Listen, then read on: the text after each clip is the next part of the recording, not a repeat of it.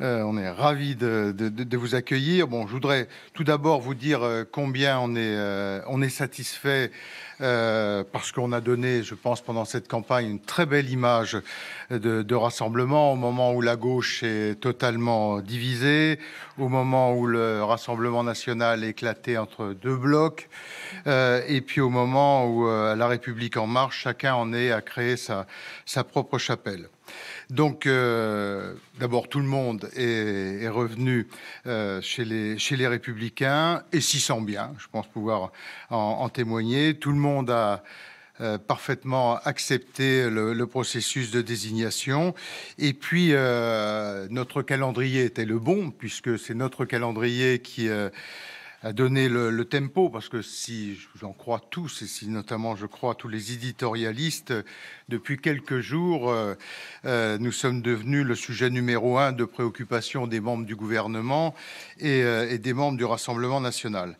Tout cela est lié à deux choses. D'abord, à la qualité de nos candidats, qui ont été remarquables les uns et les autres, avec des débats de très haut niveau, de très bonne qualité, et puis aussi à notre projet pour la France, où nous avons redéfini un socle idéologique au sein duquel nos candidats se sont parfaitement retrouvés. Alors chacun y a été avec son tempérament, sa sensibilité, ses priorités, mais tout le monde est resté dans ce socle. Et puis, dernier point de satisfaction, et pas des moindres, c'est le taux de participation. Et puis, je voudrais aussi en profiter pour remercier et féliciter le président de notre autorité de contrôle, Philippe Bas, qui, avec ses deux collègues, ont fait un travail d'une rigueur qu'on connaît aux trois, et notamment à Philippe. Je voudrais vraiment le remercier sincèrement, parce qu'ils ont donné de leur temps avec beaucoup de rigueur. Donc, taux de participation remarquable.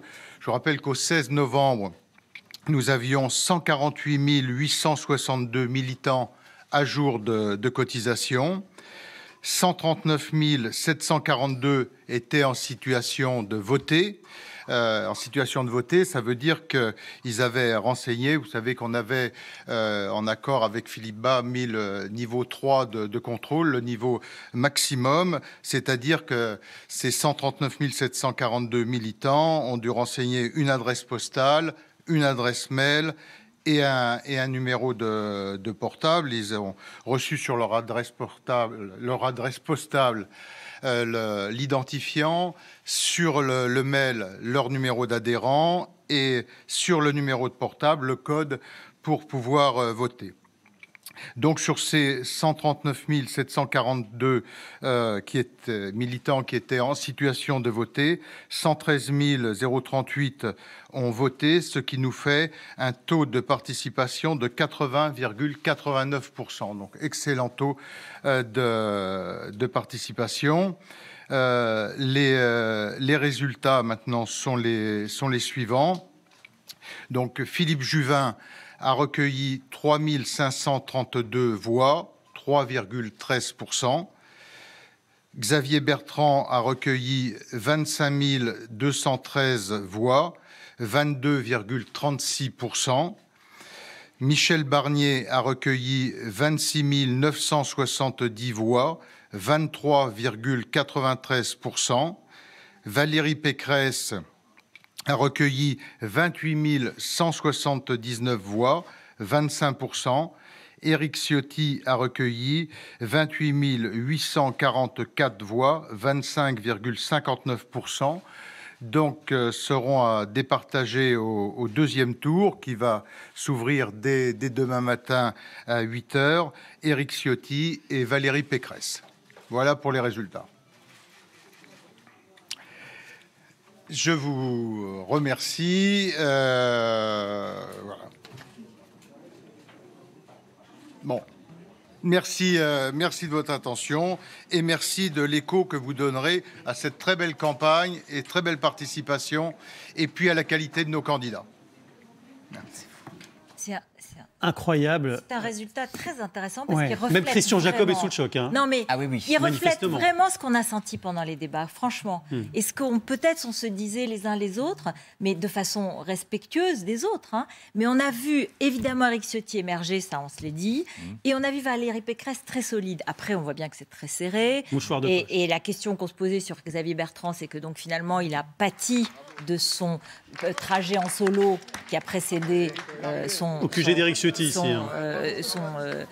Sa candidature. Voilà, mais les débats ont joué un rôle très important. Notamment le premier. Ils ont inversé complètement l'ordre de départ. Ah oui, c'est quand même une énorme surprise, Ruth. Oui, bien sûr. C'est quand même, je veux dire, on prend un peu de recul. Au commencement de cette primaire, au début de l'organisation, l'arrivée n'est pas du tout celle à laquelle pouvait s'attendre. Xavier Bertrand pensait ne pas y aller, ne pas participer. Xavier Bertrand est éliminé. Il ne sera pas candidat à la présidentielle. Il a toujours dit avant le début de la primaire, j'irai jusqu'au bout, quoi qu'il en soit. Il n'en sera pas. C'était un pari stratégique et c'est un pari. Pour Emmanuel Macron, c'est une nouvelle donne. Les militants ne lui ont pas pardonné. C'était l'hypothèse qu'on développait tout à l'heure. C'est-à-dire parti trop tôt, revenu trop tard.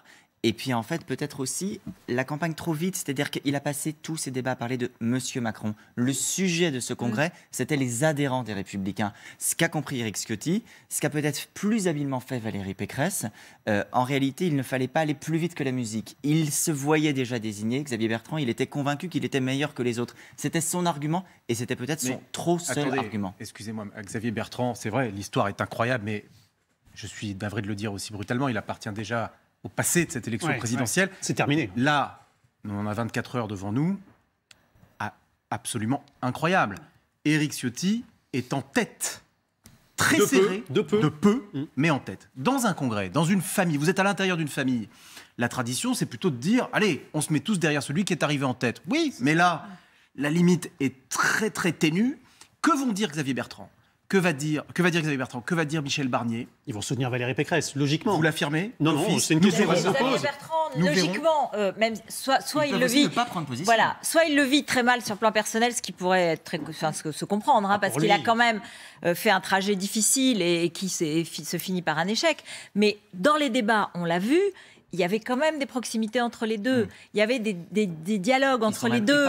Ils se sont épargnés, etc. Donc en fait, il y aurait une logique. Il y avait une alliance objective contre Barnier ce soir-là. Absolument. Il y aurait une logique à ce que Xavier Bertrand soutienne Valérie Pécresse, parce que rappelez-vous, quand Xavier Bertrand parle premier et qui dit j'y vais, il attend que Valérie Pécresse le soutienne. Guillaume. Et c'est pour ça que Valérie Pécresse dit attendez, je ne vais pas jouer les seconds rôles, je ne sais pas parce que je suis une femme et j'y vais. Il lui a lancé beaucoup de perches ces dernières semaines. Mais donc en fait, là, elle est légitime à lui dire en fait, c'est moi, et maintenant, c'est à ton tour à me rallier. Guillaume.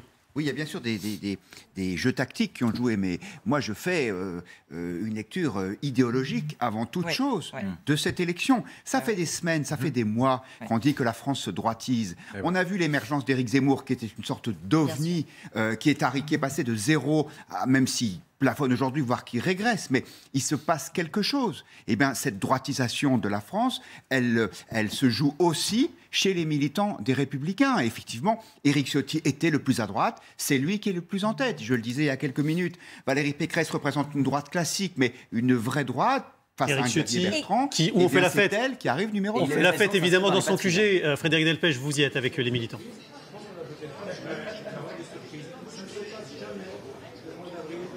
Oui, je suis avec Guy Tessier, donc député LR, qui a suivi les résultats en direct. Alors, grosse surprise, on a senti la pression monter.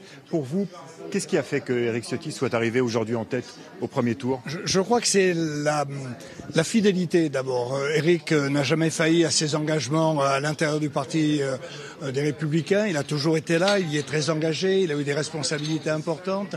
Il a beaucoup travaillé, beaucoup légiféré. Ensuite, c'est la constance dans ses idées et dans ses convictions républicaines très ancrées, ainsi d'ailleurs que dans ses convictions gaullistes, puisqu'il est issu du RPR. Donc pour vous, mais c'est quand même une surprise aujourd'hui. C'est une très bonne surprise. C'est une très bonne surprise qui corrobore finalement qu'il y a une cohérence entre le discours d'Éric Ciotti et les Français. Je pense que la simplicité avec laquelle il s'est adressé aux Français, ce qu'il leur a dit les a touchés au cœur. Et donc face aux palinodies de la gauche et aux outrances de l'extrême gauche, je pense qu'il a très largement remporté la partie. Merci Guy Tessier. Première réaction depuis le QG d'Éric Ciotti. Merci Frédéric Delpech. Alors selon nos informations, dans les minutes qui ont suivi la proclamation de ce résultat, Xavier Bertrand a appelé Valérie Pécresse, qui a également eu Philippe Juvin. La question maintenant, c'est les prochaines 48 heures. Qu'est-ce qui se passe, Adrien ? Exactement ce que vous êtes en train d'écrire. C'est-à-dire tout le monde va appeler tout le monde pour voir s'il y a des prises de position officielles. Ce qui bien évidemment compte. Les adhérents ne sont pas le doigt sur la couture du pantalon, mais ils écouteront ce que diront les candidats éliminés. Si les candidats prennent position, ça change quelque chose. Vous savez, ce qui va être très compliqué pour les candidats, Ruth disait à l'instant, il peut y avoir une évidence pour Bertrand à soutenir Pécresse. Sauf qu'il y a aussi une tradition dans les primaires, on l'a souvent vu, c'est de se dire, il faut soutenir celui qui est arrivé en tête parce qu'il a la dynamique. C'était un argument utilisé, par exemple, dans les primaires socialistes. Mais il y a trop de différence entre les deux. Exactement, ce que j'ai dit. Quand l'écart est de 0,6 points, il n'y a pas que l'écart idéologique, il y a l'écart de score. C'est-à-dire qu'on ne peut pas dire celui qui est en tête ce soir est le mieux placé, il y a la dynamique derrière lui. Donc ça promet 48 heures très compliquées. On peut aussi, il ne faut pas l'exclure, avoir un scénario où personne ne donnerait officiellement de consigne de vote. Alors, il semble une précision que c'est par texto que Christian Jacob a informé les différents candidats. Éric. Rapidement, on peut dire que les adhérents LR qui ont voté se sont nourris des débats télévisuels, et en particulier d'une autre carte. Alors une info d'Adrien. J'interromps parce que Xavier Bertrand annonce à l'instant qu'il votera Valérie Pécresse et qu'il appelle au rassemblement derrière elle. Voilà. C'est très clair, c'est très net, c'est très rapide. Il vient de s'exprimer sur Twitter à la seconde où j'ai exprimé. Pardon pour l'interruption, mais il vient de le faire. Alors, très logique et très intéressant parce que du coup, ça fait tout de suite un avantage très fort pour Valérie Pécresse et une façon de positionner une candidature très dangereuse pour Emmanuel Macron. Bien sûr, comment réagit-on du côté de Valérie Pécresse ? Ruth, allons-y. Au QG de Valérie Pécresse, il y a Florence Portelli qui nous attend avec Mathieu Desmoulins. On m'a sous-estimé et voilà, j'ai fait le job. Mais c'est pour Emmanuel Macron qu'aujourd'hui, ça devient compliqué. Allez, Mathieu Desmoulins. Oui, Florence Portelli, maire de Taverny dans le Val d'Oise, directrice adjointe de campagne et également porte-parole de la campagne de Valérie Pécresse. Tout d'abord, on a entendu il y a quelques minutes des applaudissements en haut qui venaient de votre bureau et pourtant on est en bas. On imagine que ça a été un éclat de joie dans le QG de Valérie Pécresse. Oui, un grand éclat de joie parce que en dehors du travail, il y a beaucoup d'affection. On est comme une petite famille quand même. On l'a su depuis très longtemps, pas simplement depuis la campagne présidentielle. Et on y a toujours cru. Et voilà, c'était la réaction d'une famille heureuse et unie. L'écart avec Éric Ciotti est assez faible. Il est en tête devant vous. On se doute donc qu'au second tour, ça va se jouer sur des ralliements. Xavier Bertrand vient d'annoncer qu'il appelait à voter pour vous. Comment est-ce que vous accueillez cette nouvelle ? Déjà, le féliciter parce que c'est quelqu'un que j'admire beaucoup, qui a fait une très belle campagne, qui a été très courageux. De toute façon, c'est toujours courageux de se présenter à une élection avec les risques que ça comporte et les déceptions que ça peut engendrer. Et les candidats, de manière globale, ont tous fait une belle campagne. Moi, j'ai beaucoup d'admiration pour eux tous. La droite a montré une belle image. Elle a montré pendant les débats que c'était une équipe de France capable de gouverner. Et c'est toute cette équipe de France, j'espère, gouvernera avec Valérie Pécresse quand elle sera élue au mois d'avril.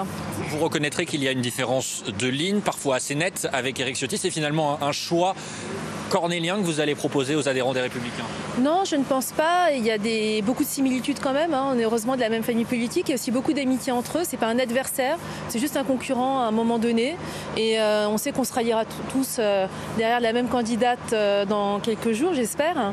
Mais non, c'est pas un choix cornélien, mais c'est aussi qui on imagine capable de battre Emmanuel Macron. C'est ça surtout la question qu'on doit se poser. C'est qui peut gagner au mois d'avril. Et j'espère que ce sera Valérie Pécresse et j'espère qu'à 20h, on verra s'afficher pour la première fois le visage d'une femme présidente de la République. Merci beaucoup Florence Portelli d'avoir répondu à nos questions et donc bon courage pour le second tour qui s'achève samedi à 14h30. Ah oui. Voilà, ils sont émus. Hein, ils sont portés évidemment par cette nouvelle et aussi par ce que vous venez de nous annoncer, Xavier Bertrand, donc, qui soutient Valérie Pécresse. Vous êtes surpris par la rapidité de cette annonce Oui, pas par le fond, parce que Ruth avait rappelé à l'instant toutes les perches lancées par Xavier Bertrand ces dernières semaines à Valérie Pécresse pour que ça se fasse dans un sens. Il n'aurait pas été cohérent à ne pas faire la démarche dans l'autre. En revanche, imaginez l'état dans lequel est Xavier Bertrand en ce moment. Un homme qui, depuis la dernière présidentielle, alors même qu'il avait d'ailleurs renoncé à être candidat, si on remonte très très loin, mais a construit sa trajectoire politique en disant qu'il serait candidat de la droite à cette élection présidentielle, qui avait refusé de participer à une primaire ouverte, qui a fini par se soumettre au Congrès en se disant « je n'ai d'autre choix et je joue ma vie politique ». Il doit rallier une candidate. Il va se passer, à mon avis, cela dit ce qu'on a évoqué tout à l'heure, maintenant qu'il a fait part de ce ralliement, il y a de très grandes chances pour que Xavier Bertrand retourne à l'Hauts-de-France et choisisse d'y rester. Moi, je voudrais dire que, juste Ruth, Je voudrais juste dire que ce résultat est extraordinaire. Extraordinaire. Il déjoue les pronostics. Et notamment celui que LR ne voterait pas pour une femme, c'est ce que vous disiez tout à l'heure, avant les résultats. Laissez-moi analyser les deux, j'en ai pour une demi-heure. D'abord, avant le débat sur LCI, souvenez-vous, il y a la Barnier-mania. Il y a la Barnier-mania, le commissaire européen, et puis il y a Xavier Bertrand qui vient de se soumettre, bon gré mal gré, à ce dispositif démocratique. Bon. Mais c'est clair, on comprend tous que Xavier Bertrand sera a priori l'homme qui sera validé par le Congrès, et que si c'est pas lui, ce sera Barnier parce que voilà, il est présidentiable, il a une tête qui. Et puis il y a le premier débat sur LCI. Et là, j'entends les petites voix. Je me souviens de Maurice Safran, qui n'est pas un homme de droite, qui n'est pas un militant LR, loin s'en faut. On est là, ici même. On fait le débrief à minuit, après le débat arbitré par David Pujadas et Ruth Elkrief. Et il prend le micro et il dit « Ciotti a été le meilleur ». Et tout le monde répète « il a été le meilleur ». Et après, il y en a une qui s'est bien débrouillée, c'est Pécresse. Et puis ça fait son chemin comme ça. Il y a eu plusieurs débats télévisés. Et finalement, c'est ce duo-là qui sort. Ça, c'est extraordinaire. Ensuite, la droitisation de la France. Bon sang, ce qu'il faut retenir, c'est que Ciotti, ce députaillon, pardonnez-moi d'être aussi taquin avec lui, mais c'est un petit député au milieu des barons. Bon, il a la plus grosse fédération de France, c'est vrai. Mais personne n'aurait imaginé que les LR feraient sortir en tête Éric Ciotti. C'est lui le patron. N'oublions pas, oui, d'une courte tête, mais c'est lui le patron. Et puis Valérie Pécresse, elle gère une région incroyable. L'Île-de-France, c'est la Belgique. Elle a joué elle a joué les débats autour de ça. Moi, je suis aux commandes d'une région-État. Moi, je sais ce que c'est piloter une collectivité territoriale qui a la taille d'un pays. Et donc, elle a été très crédible. Ce que je veux dire, c'est que les militants, les adhérents LR ont voté, certes avec le cœur, mais avec le cerveau. Ils ont écouté, ils ont regardé, ils ont déjoué les pronostics, et bravo à ce parti. Et on rappelle les résultats qui sont donc tombés et qu'on vous a donnés avant tout le monde sur LCI grâce à Ruth Elkrief. Sont qualifiés pour le second tour Éric Ciotti et Valérie Pécresse dans cet ordre. Vous voyez ici les scores dans un mouchoir de poche, absolument. Et les événements politiques du côté des LR s'accélèrent puisque Xavier Bertrand vient de confirmer son soutien à Valérie Pécresse. En effet, il l'a fait dans un tweet, un soutien extrêmement rapide. Valérie Pécresse, je remercie, dit-il, les adhérents Les Républicains qui m'ont fait confiance. Pour le second tour, je voterai Valérie Pécresse et j'appelle au rassemblement derrière elle. Une clarification, Guillaume Roquette, qui change la donne. Est-ce que les électeurs de Xavier Bertrand, mécaniquement, vont voter pour Valérie Pécresse et ça va faire la différence pour elle, ou bien Éric Ciotti garde une dynamique qui peut lui permettre de l'emporter? Elle est difficile, votre question. Ah oui, toujours. A priori, il devrait plutôt aller vers Valérie Pécresse parce que Éric Ciotti est quand même le plus transgressif des candidats LR, et les électeurs de Xavier Bertrand, ils étaient plutôt dans une logique d'alternative raisonnable à Emmanuel Macron. Peut-être que les plus ciotistes sont là déjà et que les autres sont déjà partis chez Éric Zemmour. Donc je dirais plutôt a priori que c'est un atout majeur pour Valérie Pécresse, mais encore une fois, ce mouvement de droitisation, c'est vraiment ça qu'il faut retenir. Je peux vous dire qu'il y a une semaine, Éric Ciotti n'était vraiment pas sûr d'être au second tour, et il arrive en tête. C'est un événement, je pense, important, qui montre bien que ce qu'on dit de l'analyse de la société française et de ses aspirations, eh bien, on le ressent une fois de plus, en voilà un nouvel exemple. Les militants voulaient de la clarté, ils voulaient de la droite claire, et d'ailleurs, sans doute que la vraie droite, sans doute que le soutien de Renaud Muselier exprimé dans les colonnes du Parisien à Xavier Bertrand, pour ensuite, avec vous, Elisabeth Partichou, le lendemain... Soutien qu'il avait refusé. Que Xavier Bertrand s'est retrouvé à devoir refuser parce que ça donnait le sentiment qu'il n'était pas, au fond, une vraie droite bien claire, anti-Macron. Et le lendemain, avec vous, Elisabeth Partichou, pour quitter le Parti Les Républicains, sans doute que ce soutien-là n'a pas aidé Xavier Bertrand. Alors, Valérie Pécresse, donc, maintenant, a eu donc, Xavier Bertrand au téléphone. Moi, je voudrais d'abord saluer Xavier Bertrand, parce que je trouve que le fait de reporter tout de suite, d'appeler à voter pour quelqu'un d'autre aussi rapidement, vous savez, c'est pas facile.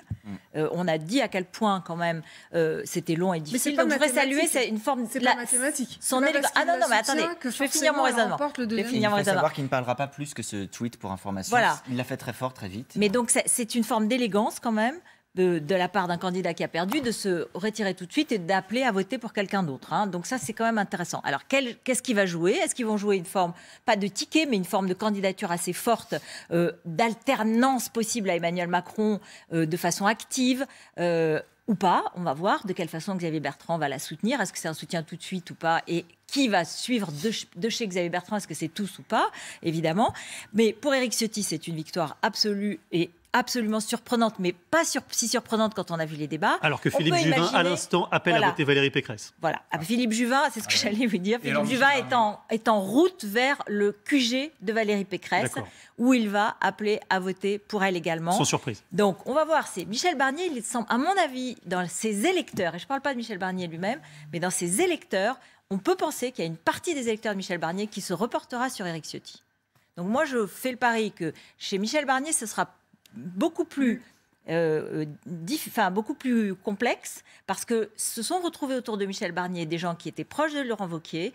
Il a fait l'image du moratoire, etc. au début, et donc il est possible qu'il y ait une partie des électeurs de Michel Barnier qui se reportent plutôt sur Éric Ciotti. Donc on va voir. Je pense qu'on peut vous dire qu'on les aura tous les deux ce soir sur ce plateau. Éric Ciotti et Valérie Pécresse viendront sur notre plateau, et donc on pourra les deux leur demander à chacun comment ils voient la suite de cette élection. Rappelez-nous l'horaire. À partir de 20h45. 20h45, à ne pas rater. De toute façon, vous restez sur LCI, comme ça vous êtes sûr de ne pas les rater, c'est ça. La surprise du jour, c'était effectivement Éric Ciotti, qui ressort gagnant de ce premier tour. Allons voir Mathieu Karman, qui est à Nice, devant la Fédération des Alpes-Maritimes. On imagine, Mathieu, que c'est alors déjà la surprise, la joie aussi. Oui, Claire, la joie ici à la permanence des Républicains des Alpes-Maritimes. Tout à l'heure, lors de l'annonce de ces résultats, il y a eu de longs applaudissements ici dans cette permanence et parfois aussi des larmes. Et je me trouve avec Anthony, qui est un fidèle soutien d'Éric Ciotti. Bonjour, merci d'être avec nous. C'est un ouf de soulagement pour vous? Au-delà d'être un ouf de soulagement, je pense que c'est une consécration de longues années, de longs mois, de longues semaines, de longs jours de travail et de mobilisation pour faire voter les gens, pour leur apprendre à voter, puisque c'est une nouvelle ère, c'est avec des dématérialisés. Donc je pense que oui, un ouf de soulagement et surtout une consécration de longues périodes de travail. Vous y avez toujours cru, vous? Toujours. Moi, depuis que je m'intéresse au monde politique, vous savez, j'ai 27 ans, je m'intéresse depuis quelques années, j'essaye petit à petit d'un peu comprendre les tenants et les aboutissants. C'est quand même un représentant de ma ville depuis des années, donc du coup je m'investis dans tout ce qu'il peut faire, et pour moi c'est quelqu'un qui a toujours gardé sa ligne directrice, qui a toujours gardé ses valeurs, qui a toujours gardé son parti, et pour moi c'est pas une surprise, c'est un peu plus, je pense que d'une manière c'en est une parce qu'on ne l'attendait pas forcément ici, parce que les gens peut-être ne le connaissaient pas assez, alors que ça fait des années qu'il est à l'Assemblée, etc. Mais pour moi c'en est pas vraiment une, puisque je le suis depuis quelques années, et pour moi c'est une consécration vraiment de son travail. Comment vous voyez ce second tour face à Valérie Pécresse? Alors je le vois partagé, forcément quand on voit la différence de vote qu'il y a entre les deux, c'est quand même relativement serré. Donc après, à voir les autres candidats, s'ils vont appeler des gens, est-ce qu'ils vont appeler leurs votants ou pas, est-ce qu'il va y avoir des reports de vote. Je sais que l'élément principal, la consigne, c'était qu'une fois qu'il y avait un représentant qui finissait premier à la fin de ces deux tours, tout le monde allait le soutenir. Est-ce que là, vu qu'il est quand même premier, est-ce qu'ils vont quand même prendre son parti, vu que c'est lui qui arrive en tête? Ça veut quand même dire que leurs électeurs, parce que c'est quand même des électeurs les Républicains, c'est pas des électeurs d'Éric Ciotti qui l'ont élu, c'est les électeurs les Républicains. Parmi ces électeurs, il y a forcément des gens qui à la base votaient Valérie Pécresse, votaient Xavier Bertrand, et qui ont décidé, de par les débats, je pense qu'il a animé et qu'il a bien réussi, à voter pour lui. Donc du coup, je pense que ça peut très bien se passer, même si les scores étaient prêts. Merci beaucoup Anthony, on verra tout cela dans les prochaines heures. Et dans les prochaines secondes, Mathieu, c'est Éric Ciotti lui-même qui va s'exprimer. Il va rejoindre son QG pour exprimer sa reconnaissance à ceux qui l'ont soutenu et dire sa joie, évidemment, et sa surprise peut-être d'arriver en tête. Maurice Safran, vous nous avez rejoint. Est-ce que ce résultat vous a surpris ou finalement, eh bien, c'est normal, c'est logique avec la droitisation de la France dont on parle depuis longtemps maintenant? Oui, ça m'a surpris, effectivement. Je pensais que... J'étais parmi ceux qui ont vu, et c'était pas difficile, que Ciotti a fait une très bonne campagne. Éric Brunet nous rappelait qu'après le premier débat ici même, vous aviez souligné que... Voilà. Effectivement, et j'avais trouvé sur la forme Ciotti très très bon au cours de ce premier débat, avec Roth et David Pujadas. Ce qui m'a surpris, c'est qu'ils finissent en tête, évidemment. Alors, depuis quelques jours, tous les confrères disaient qu'ils seraient second. C'était unanime, sans aucun élément. Au second tour, en tout cas. Qui serait second, donc au second tour. Bon. Et là, effectivement, il y a il y a une surprise qui montre la droitisation des militants. Je crois que c'est assez clair dans le fond. Et une validation... Ciotti is the new Fillon, comme on dit. Rappelez-vous quand même, Fillon qui émerge quand en même 2007. sur les questions il a récupéré une partie de son patrimoine programmatique. Sur les questions identitaires, comme on dit maintenant, quand même beaucoup plus à droite que la campagne Fillon. Oui, mais parce que la France, c'est aussi droitisée. Donc, s'il y a un parallèle... Il n'a pas fait que de l'identitaire. Il a fait aussi un programme économique. Bien sûr. Oui, il a parlé dès le premier débat de la flat tax, enfin un impôt avec lequel on n'est pas tellement familiarisé, nous, en France, mais qui est un truc absolument libéral. Et puis, voilà. Vous avez raison. Mais Maurice, vous aviez... Excusez-moi d'être... Je vous mets peut-être mal à l'aise, mais à l'issue de ce premier débat, vous aviez été même plus clair que cela. Vous avez dit, il a fondu l'armure, il a ce soir formellement été le meilleur. Oui, absolument. Mais on voit bien aussi que dans Valérie Pécresse, il y a aussi cette droite libérale. Il y a aussi ce libéralisme économique.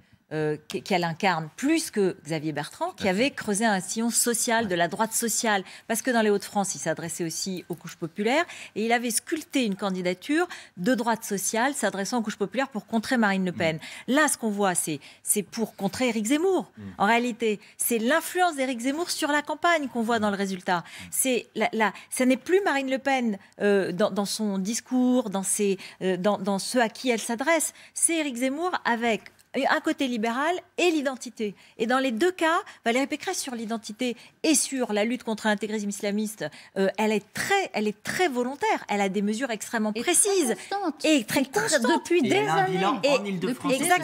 Exactement. Alors, donc, c'est aussi pour ça qu'elle est économique libéral aussi. Donc finalement, ils sont pas si distincts. Mais vous avez raison. Non, mais attendez. D'abord, pardonnez-moi une seconde. J'en ai pour une demi-heure. Je vois Julien fondre. Parce qu'on va aller au QG d'Éric Ciotti dans quelques instants. Juste une seconde.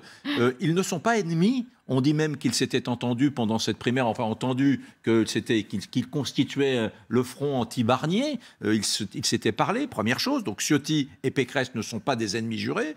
Et la deuxième chose, c'est que vous l'avez dit, sur le plan programmatique, attention, ne considérons pas qu'on a une Valérie Pécresse, Hillary Clinton de centre-gauche. Pas du tout. Elle est de droite. Sur les questions économiques comme Ciotti, elle est libérale. Sur les questions régaliennes, migratoires, maîtrise des flux migratoires, elle est assez ferme aussi. Donc oui, il y a peut-être des nuances de gris, mais elles sont assez proches. Elle cite Margaret Thatcher. Elle disait Thatcher un tiers et deux tiers Merkel. Exactement, la dame de fer et Fayereux. Et ils peuvent bien s'entendre ensuite. On verra qui gagnera. Oui. Mais ensuite... il y a un ministre de l'Intérieur et une candidate présidentielle, ou l'inverse, enfin, j'en sais rien. Allez, on va retrouver Frédéric Delpech, si vous voulez bien, au QG d'Éric Ciotti, parce que c'est vrai qu'Éric Ciotti, il a des ennemis au sein du parti, on l'a vu récemment, notamment chez Elisabeth Marchuk, Renaud Muselier, mais il a aussi des amis, et c'est notamment Meir Habib, le député qui est à vos côtés, Frédéric Delpech, et qui jubile forcément. Oui, Meir Habib, député UDI, soutien d'Éric Ciotti, qui attend d'ailleurs le candidat ici qui va arriver dans quelques minutes. Alors qu'est-ce que vous allez lui dire, Éric Ciotti? Vous allez le féliciter? C'est quoi la divine surprise aujourd'hui pour vous? D'abord, pour moi, c'est pas une surprise parce que je connais Éric Ciotti depuis 9 ans. Vous savez, Éric Ciotti, c'est un enfant de Saint-Martin-Vésubie. Saint-Martin-Vésubie, c'est un petit village de Juste qui a sauvé les Juifs pendant la guerre et qui a été nommé en tant que village de Juste. C'est un garçon qui est extrêmement déterminé, qui n'a jamais changé de ligne et qui fait en sorte qu'on n'est pas résigné aujourd'hui d'avoir encore une fois une revanche. Emmanuel Macron, le président de la République sortant, contre Marine Le Pen. Mais comment vous expliquez son succès de ce premier tour? Par les mesures qu'il préconise pour la France, par sa position sur des questions sociétales. C'est un patriote. Il y a un vrai problème aujourd'hui d'immigration dans ce pays et on n'est pas obligé d'être d'extrême droite pour le constater. Même un centriste peut le faire, tout en gardant nos valeurs humanistes. Je pense que c'est un homme ça a été extrêmement direct. Ils sont adressés aux 130 000, mais à travers ces débats, à des millions de Français de façon claire. Avec des questions. C'est les Républicains qui ont gagné et on a deux excellents candidats actuellement qui sont qualifiés pour le second tour. Merci Meyer Habib, et on attend donc effectivement Éric Ciotti ici dans quelques minutes. Il s'exprimera environ 10 minutes, le candidat, et d'ailleurs un pupitre a été mis en place pour cette expression d'Éric Ciotti qui est attendue ici. Merci beaucoup Frédéric Delpech avec Meyer Habib. Elle est intéressante son analyse parce que là il vient de parler aux électeurs LR qui ne sont pas allés chez Éric Zemmour. Il dit une droite claire mais qui n'est pas forcément une droite extrême, Maurice. Pour compléter et contredire un tout petit peu ce que disait Éric, ça sera plus facile pour Valérie Pécresse d'aller charmer des électeurs du centre droit. Et c'est indispensable. Pour battre Emmanuel Macron, il faut prendre sur la droite dure, entre guillemets, mais il faut aussi prendre sur le centre. Et elle peut jouer ce rôle-là. Oui. Ce qui la met dans... Alors, vous avez raison. Les meilleurs ennemis de Valérie Pécresse n'ont cessé de répéter que, à l'inverse, elle était très proche sur le plan économique d'Emmanuel Macron et que donc elle était la moins habilitée à battre Emmanuel Macron. Alors qu'Éric Ciotti arrive, c'est une belle victoire. Belle victoire. Attendez. Viens.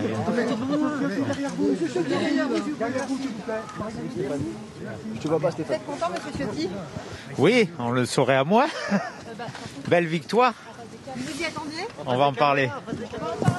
Monsieur Ciotti, Xavier Bertrand a déjà appelé à voter pour Valérie Pécresse. On va en parler. Vous espérez avoir un autre soutien peut-être ? Moi, je parle aux militants. Vous l'avez eu au téléphone, Xavier Bertrand ? J'ai eu Valérie Pécresse au téléphone. Qu'est-ce qu'elle vous a dit ? On s'est mutuellement félicité. Xavier Bertrand, vous l'avez eu ? Attention. Michel Barnier, est-ce que vous espérez le soutien de Michel Barnier ?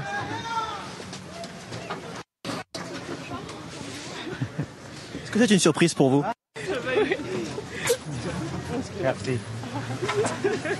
Bravo Eric, bravo. Vous attendiez un résultat aussi serré ? Ah, fallait que je passe devant vous, pardon. Vous attendiez un résultat aussi serré ? Bravo !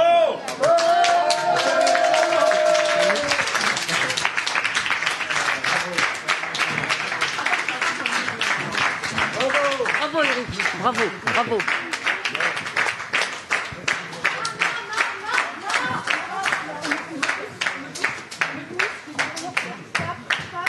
Il n'y a pas, je sais pas qui lâche le temps.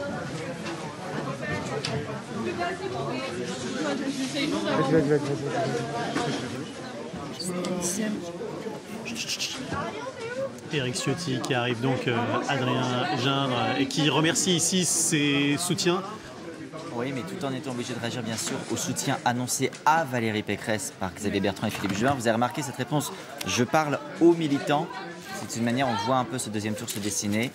Lui restera le candidat direct des adhérents, faisant mine d'ignorer les cadres du parti. On écoute Éric Ciotti. Arrêtez de pousser.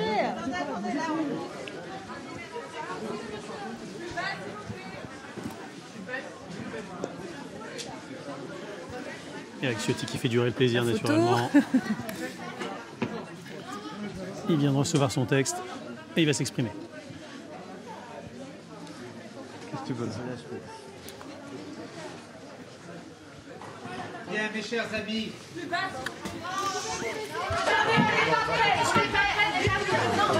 Je vous attends.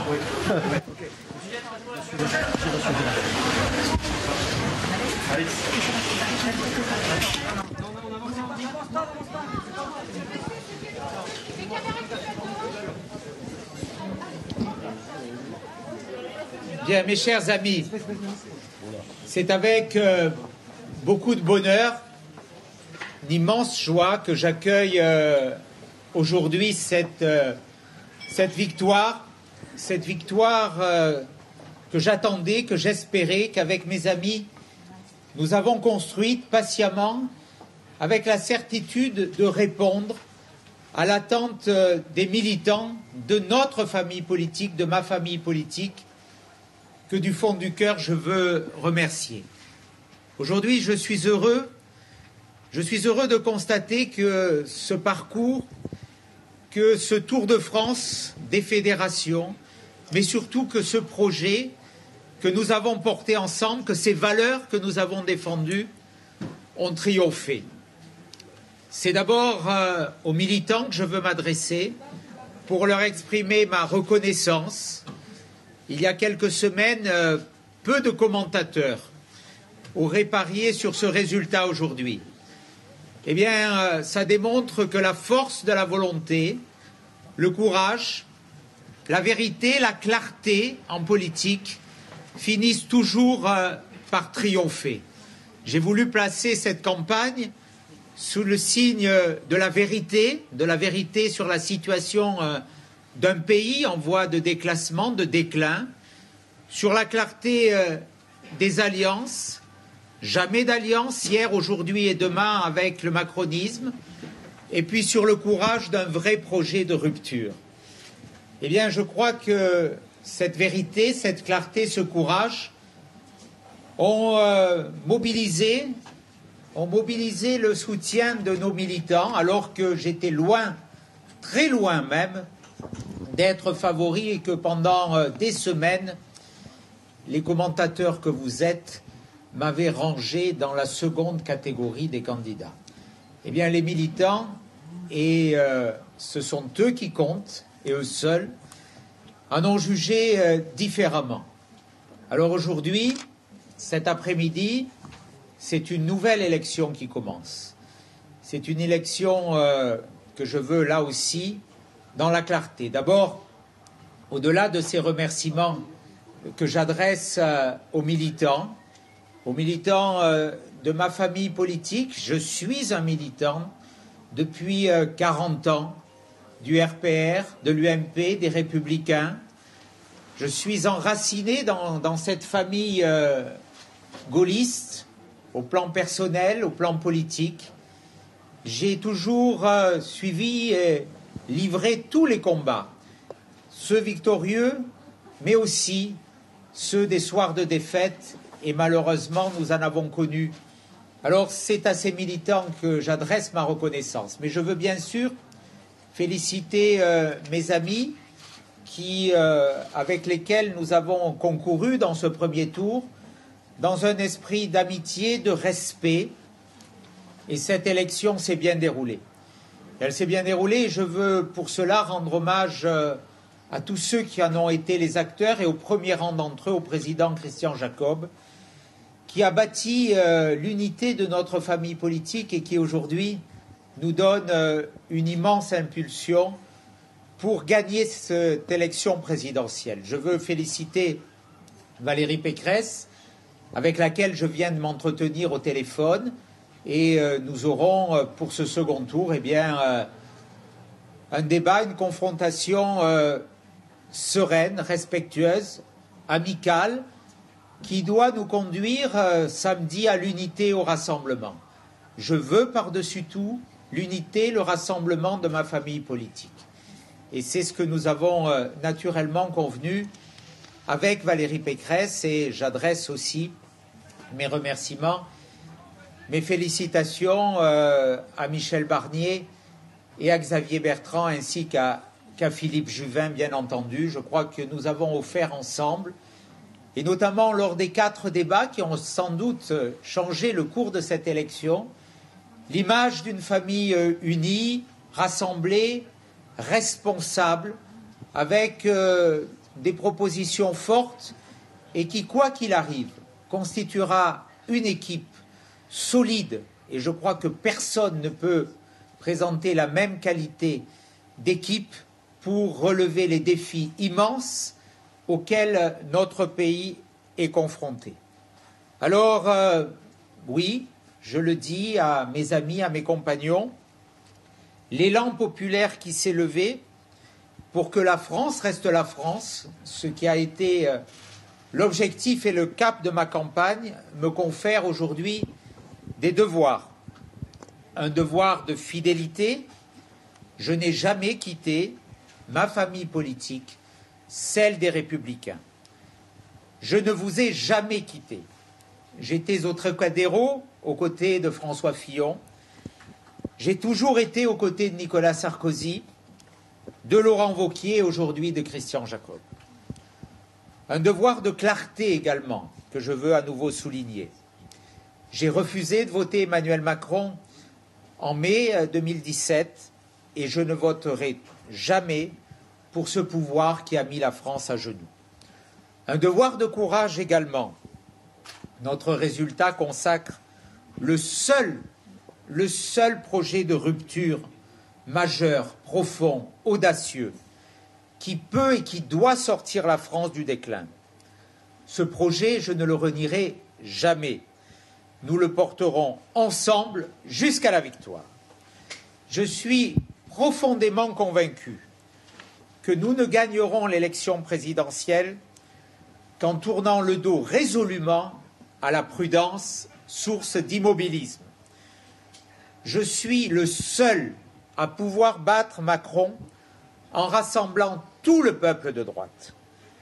Marine Le Pen représente, comme son père, l'assurance vie du système socialiste et macroniste depuis trop longtemps en place à la tête de notre pays. Éric Zemmour, s'il dresse le constat lucide du déclin français, porte par son déclinisme et ferme la porte à l'espérance indispensable au renouveau français. Je suis donc le seul candidat qui peut permettre le rassemblement de tous les électeurs de droite, d'où qu'ils viennent, comme a su le faire Nicolas Sarkozy en 2007. Ma candidature incarne le seul véritable vote utile pour gagner, la seule possibilité de victoire en 2022. Cette victoire, elle se gagnera à droite, j'en suis profondément convaincu. À droite pour la victoire. La condition de notre victoire sera la force de nos idées, des idées de rupture,